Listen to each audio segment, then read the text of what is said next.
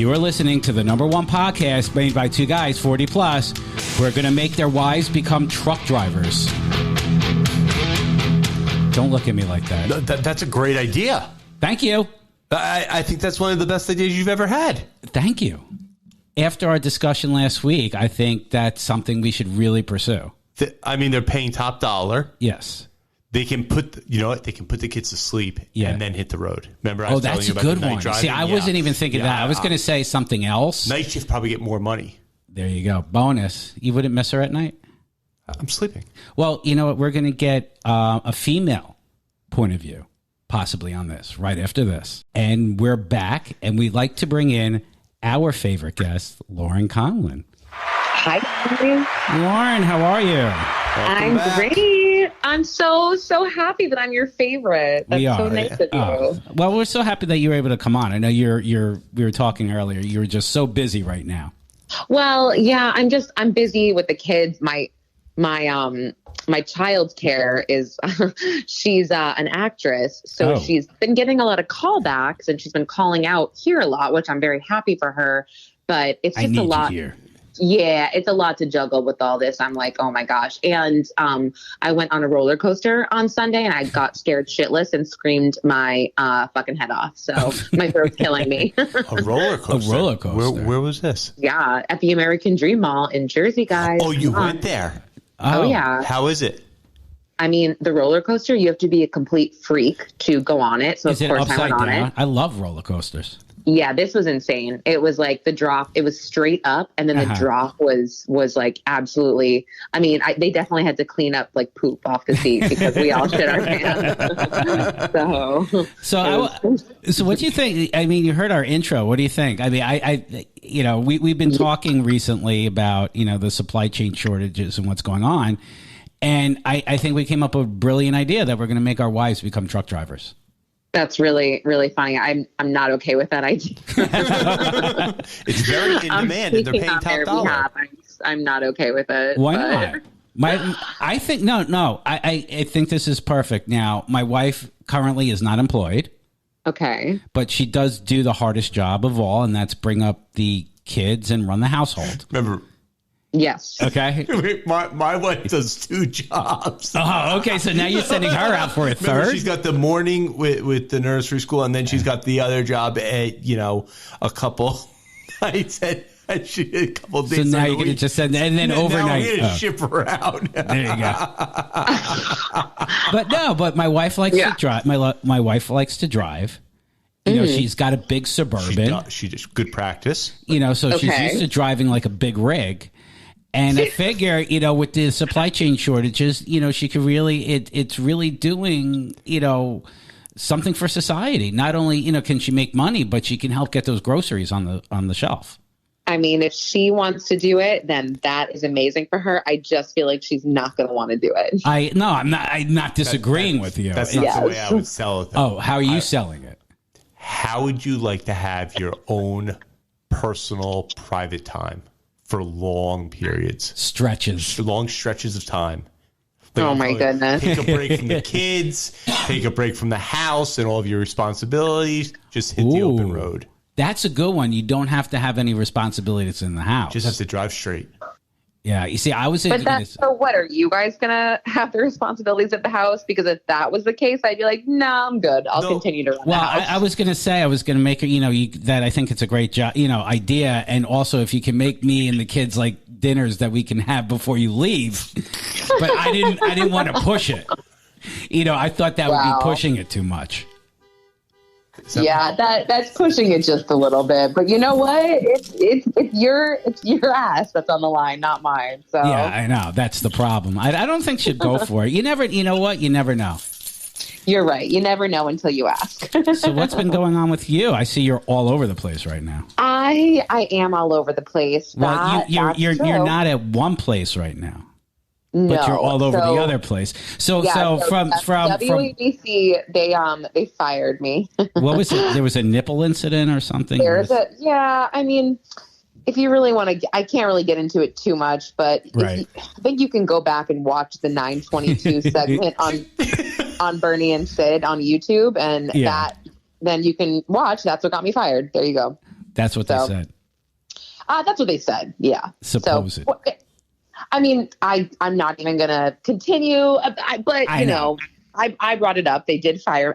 You know what? I'm like secure enough to actually tell people that because I'm fully aware that this was not really supposed to be a fireable offense in my eyes. So I'm secure about it to, you know, put it out there into the universe. But you know what? You know what though? In that industry, that is that's a badge of honor. To be fired. Everybody's been fired. Stern's been fired. Imus has been fired. Yes. Sid's been fired plenty of times. Bernie's been fired, but I've never been fired a day in my life. Yeah, so so you haven't been. So you're not part of the crew then? No, I'm not. No, I think what he means is like I think it's this industry because I have never been fired before in my life, but I've only I only joined the radio and media world about 3 years ago, and so I haven't really had a chance yet. So popped your cherry. I did. I popped my cherry. This guy. You're talking about it as a badge of honor. It's not exactly a fun experience.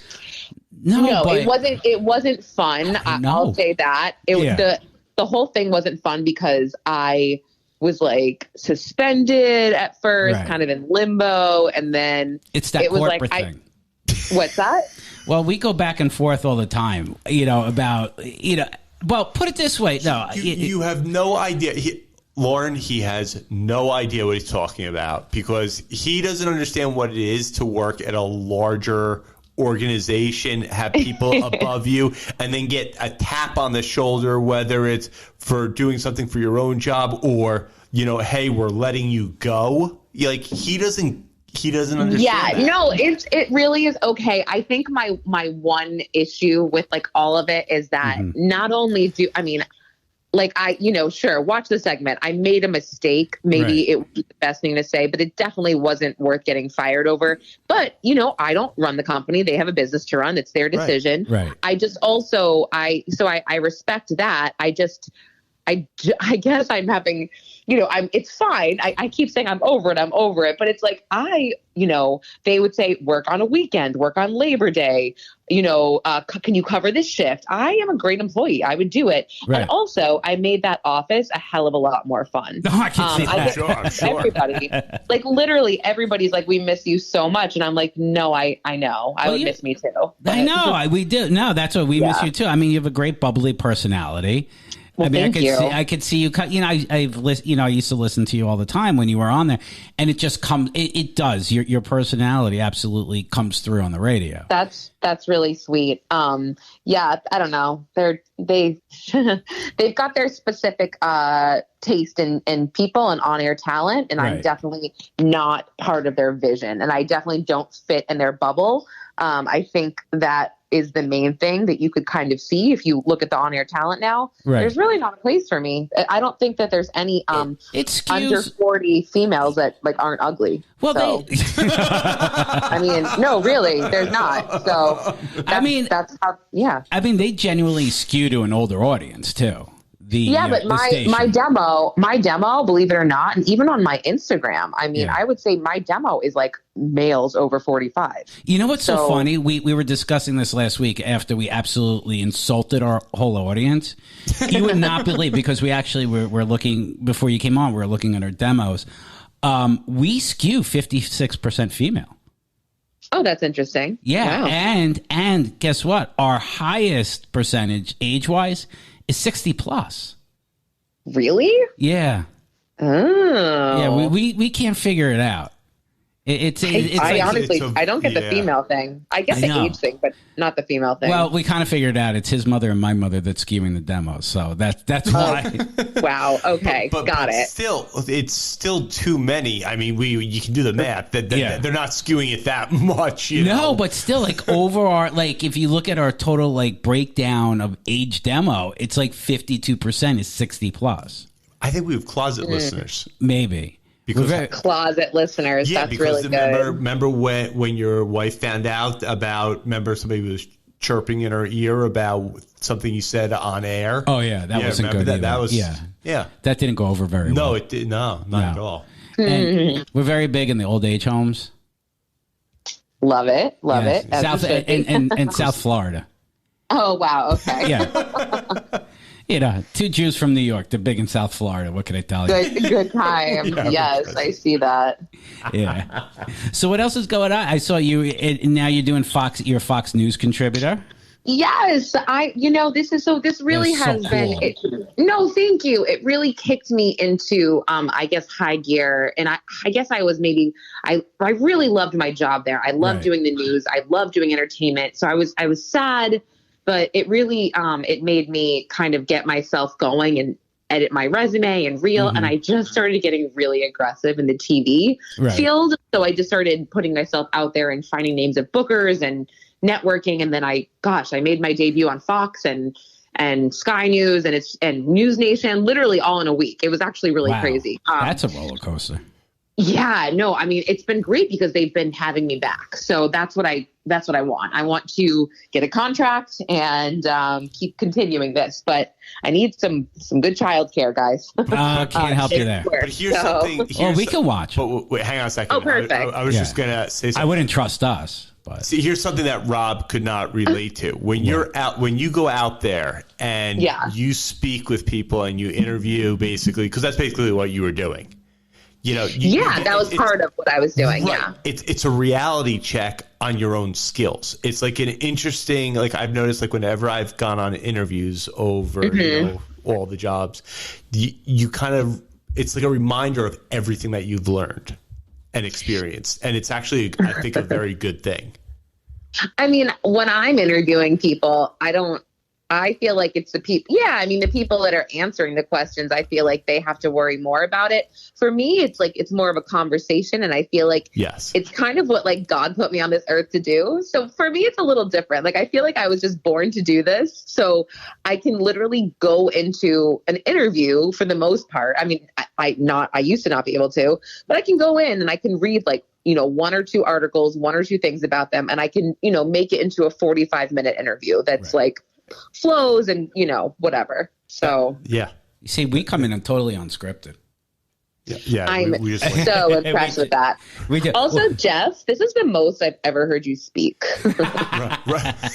I'm tackling Rob and putting duct tape over his mouth so he's allowing me to speak. So no, that's really funny. No, you know what it is. After we've had you on the last two times, our setup is better. We have a much better setup. We're technically better now.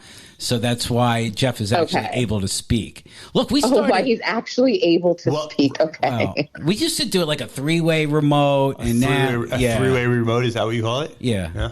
Well, it's better than three-way. Yeah, those three ways were just okay. They're nothing exciting.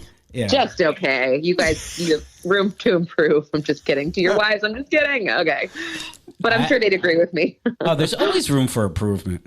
Yes. It's been 20 years, and I go in every day trying to be better. How do you do that?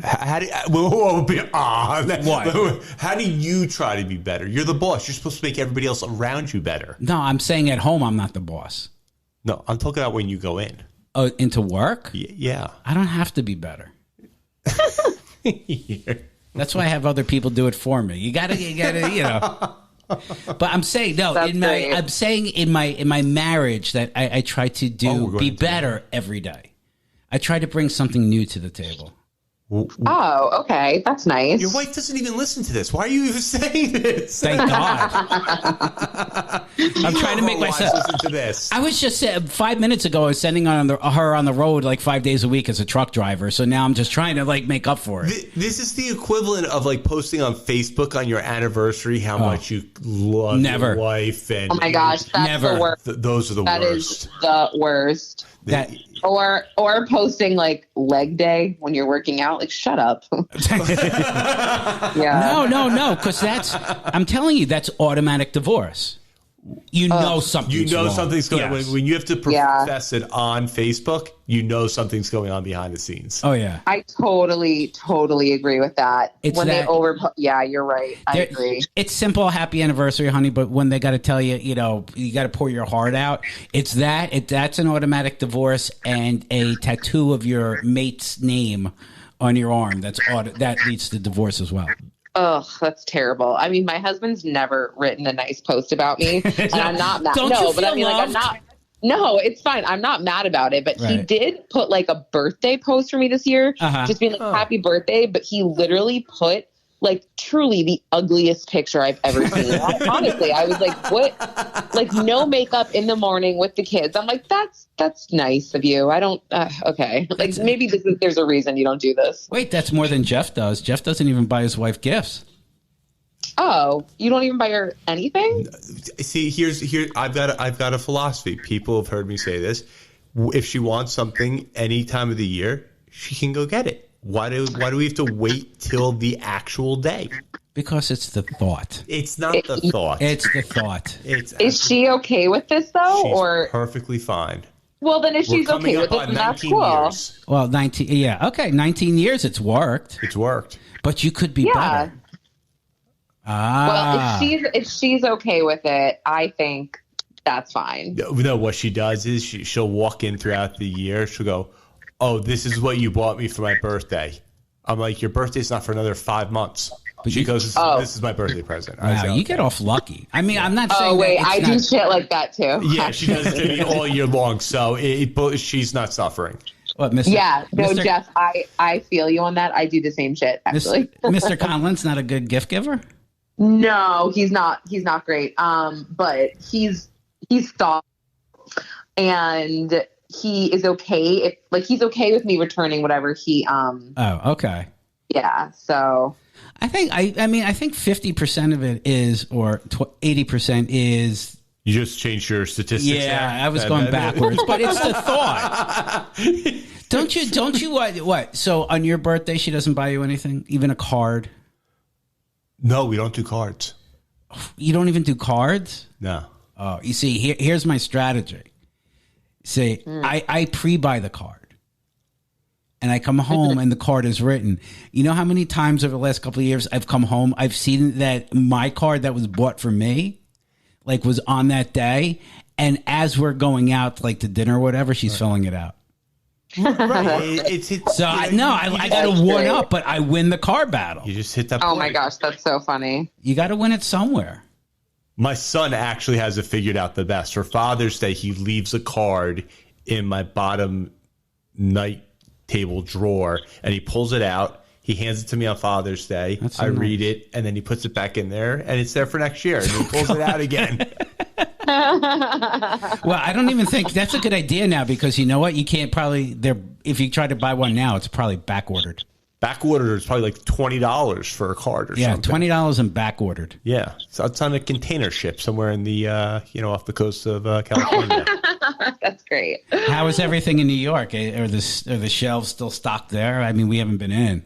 Yeah, no, everything is completely fine. I mean, I haven't really noticed that much of a difference. I feel bad when I say this. You know, the same shit happened to me with the Chick-fil-A sauce, man. I was like, I'm getting as much sauce as I need over here. No, so I'm okay. I actually found out my kid's school, there is a paper shortage.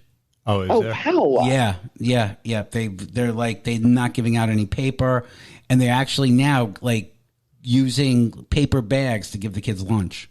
Really? Yeah. Oh. Yeah, no, I truly have not heard of any of this stuff, but maybe you guys can answer this for me. Sure. I went to a curriculum night, just shifting subjects from, supply chain, but just back to school. I went to a curriculum night for my daughter who's in kindergarten, and they were talking about identity, right? And they got to gender, and they said, we want you guys all to be aware that we will be teaching gender as a spectrum. And I was super confused. I was like, however, I seem to be the only one that was confused.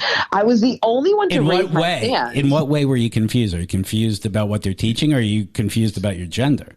I'm confused about what the hell it means to have gender on a spectrum instead of just say gender is sex, right? It's how you're born. You're born with a vagina. That's not how you identify, though. Yes. Okay, that's literally I identify as like a. I mean, I'm just saying, like, so if I kill someone, I have to identify as a murderer. Like, I don't understand. Like, this just doesn't make sense. Like, I just can't. I can't handle it. I have way more I don't know. So I raised my hand and I was like, so you're not teaching that there are two genders. And they said, no, there's not two genders. And I said, I am so fine with like boys that want to wear nail polish, right? Boys that want to play. They're still boys. They still have a dick. I don't know. Like, they still have a dick. Yeah. I know what you're saying. I don't know if I'm cut out for this. I'm not cut out for this world. Well, we'll get back. We're going to get back to that, but we're going to cut it right here. You're going to join us on our next episode, and everybody check us out at therealagingimmaturely.com.